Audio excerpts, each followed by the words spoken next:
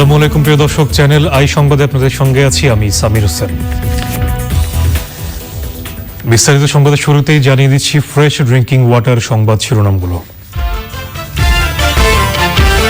বাংলাদেশ ও ভারত সরকারের নির্দেশনায়ও চালু হচ্ছে না বেনাপোল স্থলবন্দর, ওষুধের কাঁচামাল সহ জরুরি পণ্য পরিবহনে বাধা।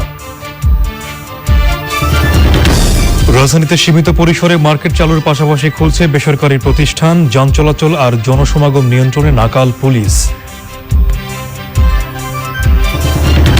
যুক্তরাষ্ট্রের করোনা ভ্যাকসিন আবিষ্কার দাবির সমালোচনায় চীনা টেলিভিশন, বিশ্ব সংস্থায় আবারও অনুদান দেওয়ার ঘোষণা ট্রাম্পের।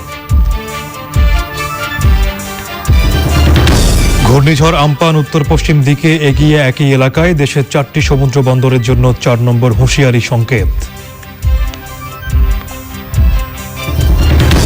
এবং প্রধানমন্ত্রী শেখ হাসিনার 40তম স্বদেশ প্রত্যাবর্তন দিবস আজ, বাংলাদেশে গণতন্ত্রের পুনর্যাত্রা শুরু হওয়ার দিন।